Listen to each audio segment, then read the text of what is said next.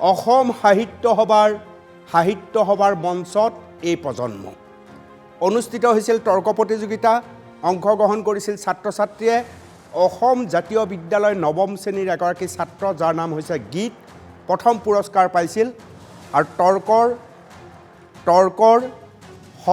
সপক্ষে নহয় বিপক্ষে তেওঁ কৈছিল আনহাতে হিয়া কলিতা কণমানি এগৰাকী ছাত্ৰী নিত্যানন্দৰ ইউনিক একাডেমীৰ তেওঁৰ বক্তব্য দুয়োগৰাকীৰ বক্তব্য শুনক আচৰিত হ'ব আপুনি আগবঢ়াইছোঁ গীত আৰু হিয়াৰ তৰ্ক প্ৰতিযোগিতাত বক্তব্য নমস্কাৰ মাননীয় অধ্যক্ষ মহোদয় চৰকাৰী পক্ষৰ সদস্যসকলৰ যুক্তিবোৰ শুনি মই ভালকৈয়ে বুজি পাইছোঁ যে জাতীয় চিনাকি বুলি ক'লে সাহিত্য অন্যতম কিন্তু মাননীয় অধ্যক্ষ মহোদয় আজিৰ বিধেয়কখন এক ভ্ৰান্ত ধাৰণাৰে উত্থাপিত যে সাহিত্যই হৈছে জাতিটোৰ চিনাকি মাননীয় অধ্যক্ষ মহোদয় কথাষাৰ শুনাৰ লগে লগে আজিৰ সদনৰ মজিয়াত উতলি উঠিছে মোৰ শৰীৰৰ প্ৰত্যেকটো পালটেজ মোৰ মন মগজুত বিশাল ঢৌৰ সৃষ্টি কৰিছে এটিমাত্ৰ চিন্তাই যে সেই তাহানি দানৱৰূপী মোগলৰ পৰা সমগ্ৰ অসমীয়া জাতিটোক ৰক্ষা কৰিছিল লাচিত বৰফুকনে তেখেতে কৈছিল যে নিজৰ দেশখনতকৈ নিজৰ জাতিটোতকৈ মোমাই ডাঙৰ নহয় মোৰ মনত গুঞ্জৰিত হৈছে এষাৰ মাত্ৰ কথা যে সেই ব্ৰিটিছৰ শোষণ তথা উৎপীড়নৰ পৰা সমগ্ৰ অসমীয়া জাতিটোক ৰক্ষা কৰিছিল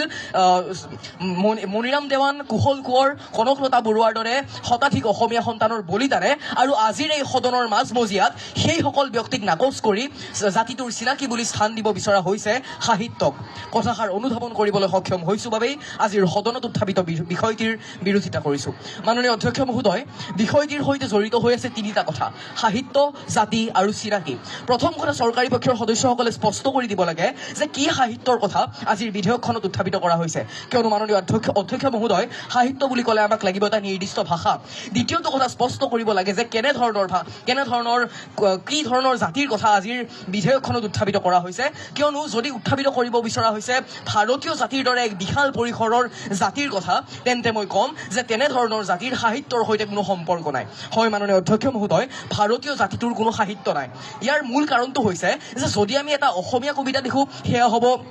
অসমীয়া সাহিত্য যদি আমি হিন্দী কবিতা লিখোঁ সেয়া হ'ব হিন্দী সাহিত্য কিন্তু ভাৰতীয় জাতিটোৰ সাহিত্য ক'ত কিয়নো সেই ভাৰতবৰ্ষত বসবাস কৰে বহুতো অসংখ্য সৰু বৰ জনগোষ্ঠীয়ে যাৰ ভাষা বেলেগ বেলেগ যাৰ সাহিত্য বেলেগ বেলেগ আৰু যিহেতুকে ভাৰতৰো কোনো ৰাষ্ট্ৰীয় ভাষা নাই সেয়েহে ভাৰতীয় জাতিটোৰ কোনো সাহিত্য নাই আৰু আমি বহু দূৰলৈ যাব নালাগে আমাৰ যদি মাতৃভাষা ভাৰতবৰ্ষৰ সৈতে আজিৰ সদনত উত্থাপিত বিষয়টি ৰিজাই চাওঁ তেন্তে গম পাম যে এই সদনৰ উত্থাপিত বিষয়টি সম্পূৰ্ণৰূপে ভুল মাননীয় অধ্যক্ষ মহোদয় তৃতীয়টো কথা হৈছে চিনাকি কেনেধৰণৰ চিনাকি অৰ্থাৎ সেই চিনাকি ইতিবাচক হ'ব নে নেতিবাচক হ'ব সেয়া চৰকাৰী পক্ষৰ সদস্যসকলে স্পষ্ট কৰি দিব লাগে কিয়নো মাননীয় অধ্যক্ষ মহোদয় হিটলাৰে নিজৰ জাতিটোক চিনাকি দিছিল এক হত্যাকাৰী জাতি বুলি গতিকে এনেধৰণৰ কথাৰ পৰা প্ৰমাণিত হৈছে যে আজিৰ যি উত্থাপিত বিষয়টি সেই বিষয়টিৰ প্ৰত্যেকটো শব্দই 100% অস্পষ্ট মাননীয় অধ্যক্ষ মহোদয় আজি চৰকাৰী পক্ষৰ সদস্যসকলে কৈছে যে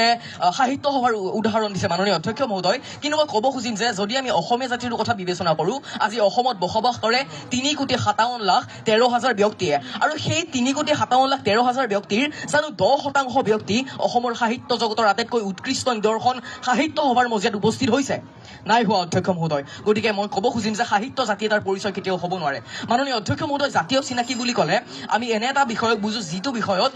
জাতিটোৰ প্ৰত্যেকটো বিষয় অন্তৰ্ভুক্ত হৈ থাকে তেনেস্থলত চৰকাৰী পক্ষৰ সদস্যসকলে কৈছে যে সাহিত্য জাতিটোৰ প্ৰত্যেকটো বিষয় অন্তৰ্ভুক্ত হৈ থাকে কিন্তু মই ক'ব খুজিম যে আগৰ সেই মোগলৰ বা আহোম স্বৰ্গদেউসকলৰ পৃষ্ঠপোষকতাত যিসকল সাহিত্যিকে বিভিন্ন ধৰণৰ সাহিত্য ৰচনা কৰি থৈ গৈছে সেই সাহিত্যৰ প্ৰতিভাগেই আছিল ৰজাৰ ভাল গুণৰ অৰ্থাৎ তাত কোনো ধৰণৰ উল্লেখ নাছিল ৰজাৰ কুকৰ্ম তথা সেই ৰাজ্যৰ প্ৰজাৰ বেয়া দিন তথা ভাল দিনৰ কথা গতিকে মাননীয় অধ্যক্ষ মহোদয় শেষান্তত মই চৰকাৰী পক্ষৰ সদস্যসকলক ভালদৰে বুজাই দিব বিচাৰিম যে সাহিত্য জাতিৰ কোনো পৰিচয় হ'ব নোৱাৰে আৰু এটি কবিতাৰ জৰিয়তে মই চৰকাৰী পক্ষৰ সদস্যসকলক বুজাই দিব বিচাৰিম যে মোৰ প্ৰতিটো কামেই মোৰ প্ৰতিটো চিন্তাই এই দেশৰ বুকুত ৰচে হয় সোণোৱালী ভৱিষ্যতৰ সপোন ধন্যবাদ মাননীয় অধ্যক্ষ মহোদয় ধন্যবাদ মহামান্য সদন নমস্কাৰ শ্ৰদ্ধাৰ অধ্যক্ষ মহোদয় আৰু উপস্থিত সদন উইনষ্টন চাৰ্চিলে কৈছিল বিষয়বস্তুৰ ওপৰত গভীৰ অধ্যয়ন নকৰাকৈ চালে বেৰে কবোৱা কথা কৈ প্ৰকৃত সত্যক গাপ দিবলৈ চেষ্টা কৰাসকল মনৰ জগতত অন্ধ আৰু দূৰদৃষ্টিহীন আৰু তাৰে প্ৰতিফলন আজিৰ এই মহামান্য সদনত সন্মানীয় চৰকাৰী পক্ষই উত্থাপন কৰিলে কৈছিলে যে ভ্ৰাম্য ভাষাতকৈ কিতাপে শ্ৰেষ্ঠ। মই যদিহে কওঁ পুৰুষতকৈ নাৰীয়ে শ্ৰেষ্ঠ, আপোনালোকে মানি ল'ব পাৰিবনে? নিশ্চয় নোৱাৰে। নিজৰ স্থানত নিজেই শ্ৰেষ্ঠ। কিছুমান ক্ষেত্ৰত পুৰুষ শ্ৰেষ্ঠ, কিছুমান ক্ষেত্ৰত নাৰীহে ক'লেহেঁতেন। শিশু বা ছাত্ৰ ছাত্ৰীৰ ক্ষেত্ৰত ভ্ৰাম্য ভাষাতকৈ কিতাপে শ্ৰেষ্ঠ বুলি ক'লেহেঁতেন। কিন্তু কোনো স্থান, কাল, পাত্ৰ, পৰিধি, ক্ষেত্ৰ উল্লেখ নকৰাকৈ সকলোকে একাকাৰ কৰি এনেকুৱা এখন বিসংগতিপূৰ্ণ, অযুক্তিকৰ, অপ্ৰাসংগিক বিধেয়ক উল্লেখ কৰিলে, যাৰ হত্যা নিৰূপণ কৰা আৰু গছত গৰু উঠা আৰু বাঘৰ নেগুৰেৰে কাণ খোজোৱা একেই কথা।